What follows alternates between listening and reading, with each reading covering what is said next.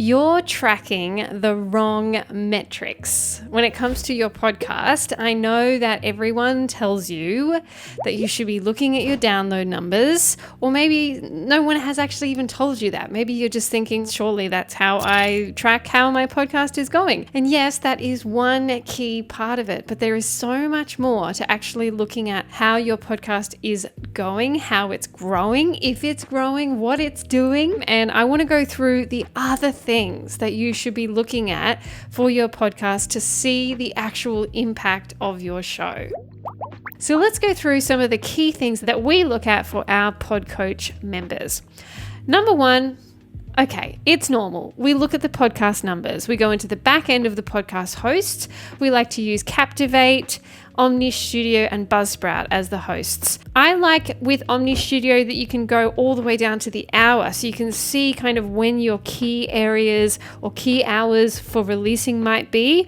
Buzzsprout and Captivate don't go that far in, but I do find that Omni Studio, especially for dynamic ad insertion, gets quite expensive. So I like to use Captivate as my preferred method. If we look at the actual stats in the back end of there, you can start to track 7-day downloads, 30-day downloads, and 90-day downloads, so that we can track firstly what kind of consistency you've got within people that tune in regularly, so that's normally within that 7-day kind of realm, to then how a particular episode is tracking over a longer period of time, which means normally that it's coming up in search results, or you're doing some work elsewhere that has meant that older episodes are starting to resurface and people are getting links to it. So if you track each individual episode over a longer period of time and collate that data, you can start to see what the actual trends are for your audience.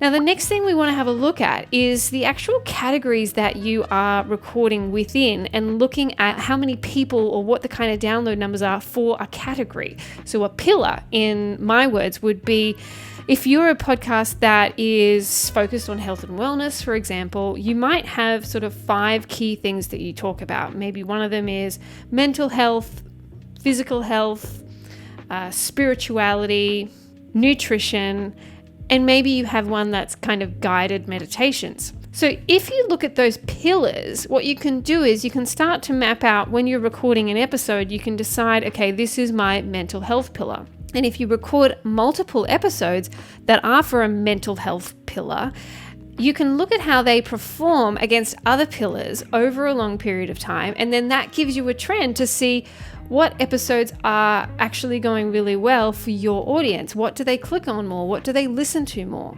We often find, especially for the health and wellness space, that if you have guided meditations, they normally track pretty high because people like things they can just put on, listen to, and they will repeat. They will go back and listen to them multiple times. Now, on that, the next thing that you should track is your overall average consumption rate. Now, you can track that in the back end of Apple Podcasts, and I have done an episode on your consumption rate quite a while ago, actually, if you go back through our videos and on podcast platforms. Overall, a kind of gist of it would be that how long are people listening to your podcast for before they tune out? And this is only data at this time for Apple Podcasts. Spotify doesn't have that kind of metric in there at the moment, but I'm sure it will be something that's coming. So if you have a higher percentage of people that are like on a different platform to Apple, then it won't be as good for you, the actual collection of that data, because you might not have as many reference points for it. But the reason why you want to track that particular information is if you've got a consumption rate that's sitting around 50, 60%, that's pretty low. And it means that people aren't getting all the way to the end of your episodes. They're getting kind of halfway before they're like, yeah, okay, I've heard enough. That can be that you've provided enough value in that short space of time and they feel like they've learnt the thing. Or it can be that you're boring. It can be that the topic's boring, that the guest is boring, that they actually don't want to listen to anymore, which makes me a bit sad. So if you track that information, again, per episode, you can start to have a look at, over time, what are the episodes that people aren't really enjoying? What are the episodes that people are switching off? And then do less of them, or record shorter episodes for the things that you feel like people are kind of zoning out for and they don't really get all the way to the end of. Now we've kind of covered downloads and we've covered consumption rate, but the next thing that we want to track are a lot more of these intangible things that you don't think to actually track that we here at Bamby Media, for our Podcoach members, we track obsessively just to look at how things are going over time. So I want you to make a note at day one when you start tracking what your social following is on whatever social platform that you're on.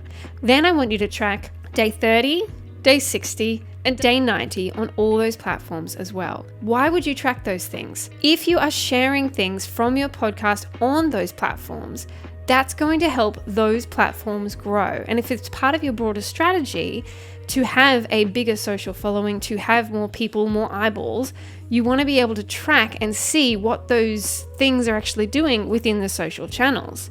So we go steps further than here's the actual followers that you have, but we look at the individual snippets that are being released over those periods, how many likes they get, how many comments they get, how many subscribers you get for all of the social channels. And we see how that's growing, or if it's growing over time. We look at how many extra comments you're getting and the DMs, stuff that's being transferred from sharing that repurposed content from your podcast on your social channels. Because the thing you have to remember is that podcasting is a marketing channel for whatever else is going on in your business.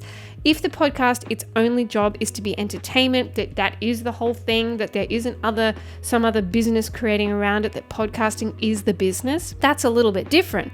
But you still need to track all those other things, and it is still serving as marketing. So that's why it's important for you to go, okay, yeah, I'm getting this many downloads, but if I share and if I repurpose properly, what else is happening? What other activity am I having on all my other channels?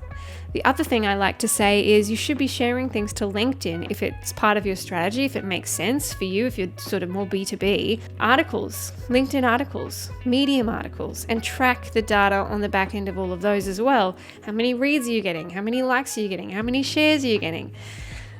There's so many things that you can track within those social platforms to see how things are actually going over there as well. Because I can bet you that if those things are growing, you are making more sales. You're making more sales than you think from your podcast.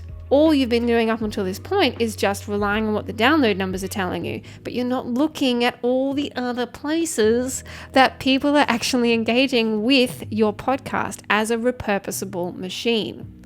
This is all to say you should be repurposing your podcast in every way possible.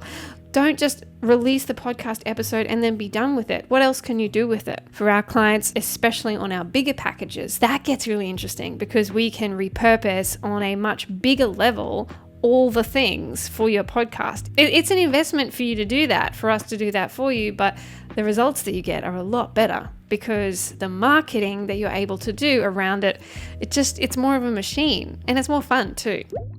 So we've gone through audio, download, podcast stats, consumption rate, your social channels, all the social channels, everything that you're tracking within the actual individual video snippets, how they're all going, any articles that you're sharing, anything that you're sharing at all, carousel posts, graphics, anything to do with the podcast. I want you to track that and I want you to have a look at how it's actually resulting in more sales, in more activity than you think it is.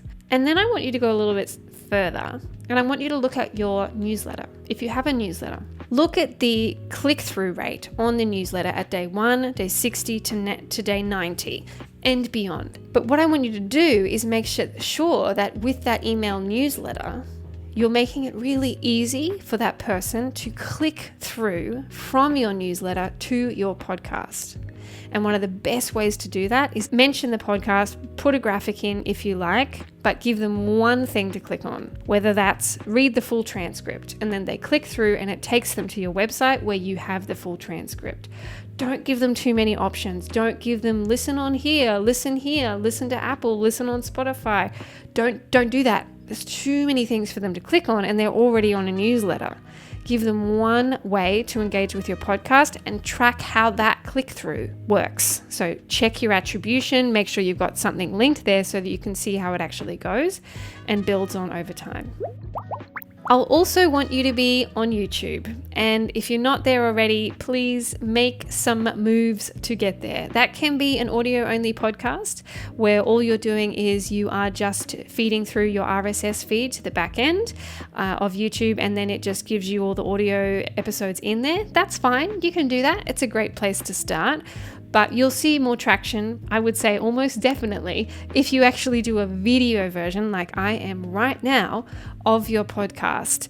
Then you're able to track a lot more juicy stuff if it's the back end of YouTube, where the analytics are actually insane. There is so many things that you can look at within YouTube to see how people found you, what words they were searching for, how long they're watching for, what the retention rate is. That gets really fun to then be able to see more data around your podcast because it's on video, because it's easier for people to connect with, because you can supply graphics that people will click on, and you can do a lot more SEO targeting and keyword sort of searching there. You can start to see again how the podcast is performing, not just on audio, but engaging with a completely different audience that aren't audio listeners. They don't listen to podcasts. They go to YouTube to learn something, like you are right now. Hi, you're learning right now on YouTube. Isn't that just mind-blowing? So that's why I say it's important to be there on YouTube, and also make sure you're tracking the things on YouTube. How many views are you getting? How long are they watching for? And know that how long they watch for is going to be very different to how long they listen for. So your consumption rate on audio platforms is going to be much better than your consumption rate on video. It's the nature of the beast, unfortunately. People kind of get bored, or they click off. They've got too many other distractions. When it's on video, they have other tabs open. They're doing other things at the same time. They've got all the information they need. They can skip through because there's chapter markers and find what they actually need. There's so many reasons why people will just stop on YouTube or on video versus audio.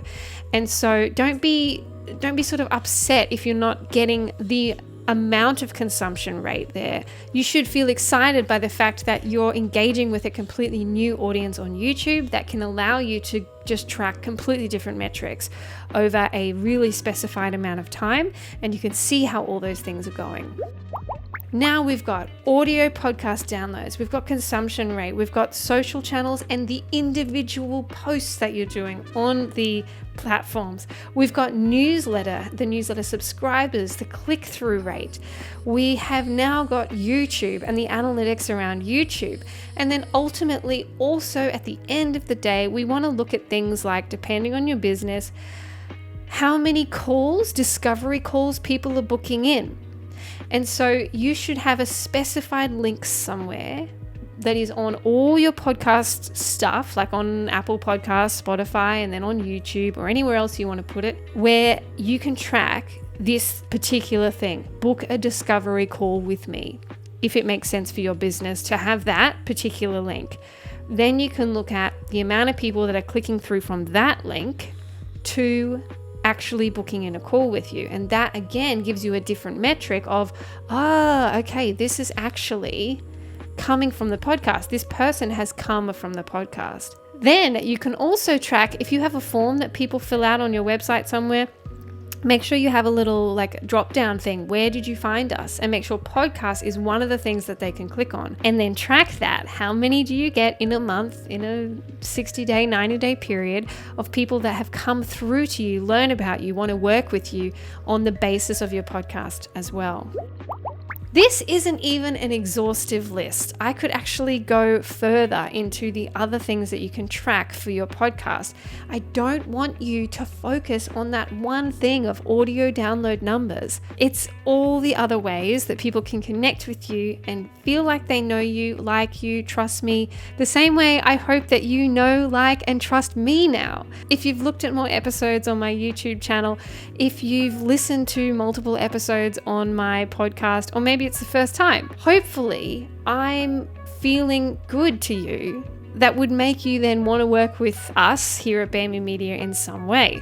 We have multiple ways to do that. We don't take on many clients We have a very full roster, but we do have the Podcoach experience, which I mentioned at the beginning of this video as well. We take on a small cohort of people where we track basically what I have just described to you in full.